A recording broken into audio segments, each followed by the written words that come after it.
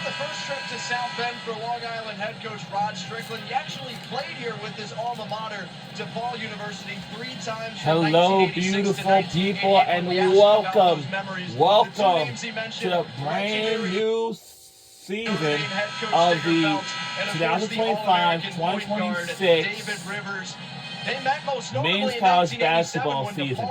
Welcome to the Purcell Pavilion at the Joy Center in South Bend, Indiana. Home of the Fighting Irish, taking on the Long Island Sharks. First-round draft choices in 1988. So that is Notre Dame Fighting Irish versus Long Island. Long Island. He's a guy that has his fingerprints all over Long the game. Island Sharks. Scored in the NBA. That's a lot. So the team we'll be rooting for tonight's game is the Notre Dame Fighting Irish. Best player in the history of the NBA to never make the All-Star team. One of the rare few to have made an All-NBA team, but to have never made an All-Star team. Now we've got Notre Dame nearly turning it over, but it was tipped by the Sharks. So they'll inbound with just 5 on the shot clock. All right. Welcome to our first game of the regular season. So, see what that plan is here shortly. Coach Cruz is doing all. Here's the plan. I'll tell you right now. Here comes Burt.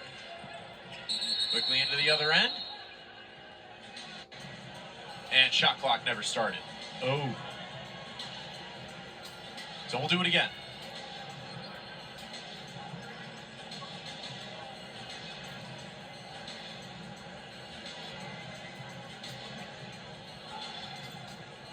Now some confusion.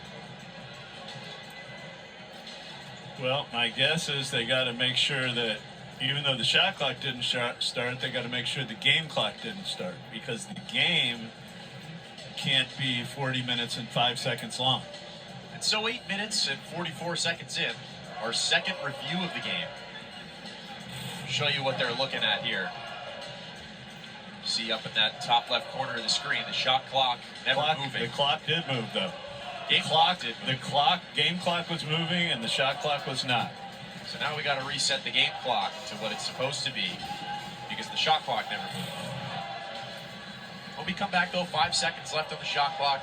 You were talking about the plan for Notre Dame. Does it change at all? Well, I don't think so. You want to put the ball in Marcus Burton's hands. He's got a running start in the open court right here, and he's got after review, we have a shot clock violation. And he's got decisions to make, whether pass it or try to score it. Now they're going to say it's a shot clock violation.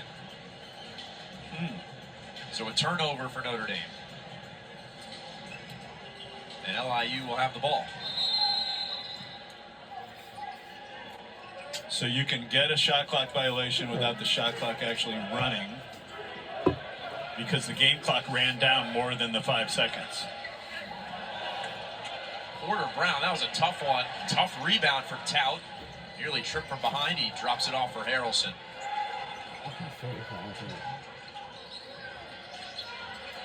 Here's Sundra. Harrelson again inside. Nearly lost it. Sundra pump fake. Shrewsbury. Harrelson for 3. Way off. Tout the rebound. Wild shot. That didn't hit the rim either. So it's back-to-back shot clock violations for Notre Dame. Wow. Back-to-back shot clock violations. That ain't good. That one is my favorite kind of We're in violation. the first half of the game. You know, you looked around, you tried to find a good one, you didn't find a good one, the clock went off, and now there's no transition involved. You can just get back and get your defense set. Inside, it's Lassu nearly finishing through the contact, but he'll go to the line for 2 instead. Harrelson picks up the foul. LIU has done most of their damage at the free throw line. They're just 2 of 13 from the field. Lassu with a quick slip off of that ball screen, and Harrelson just a little bit late on the help. I think he's probably, well, he's not inside the charge circle, but he was not set. Lassu was a pleasant surprise for the Sharks last season. Wasn't originally supposed to make as big an impact as he did, but they had a player ahead of him leave before the season, So all he does is finish the season with 5.8 points per game, shooting nearly 60% from the floor, led the conference in rebounding and offensive rebounding, and averaged a block and a half per game as a freshman. He's a long, athletic, active guy who plays really hard. You can get a lot done with those attributes. And still a player with a lot of room to grow. He's still very young as Burton turns it over for Notre Dame. And a timeout taken by Micah Shrewsbury. Not happy with the last couple of possessions. We'll be back after this on the ACC Network Extra. We'll be back on the other side.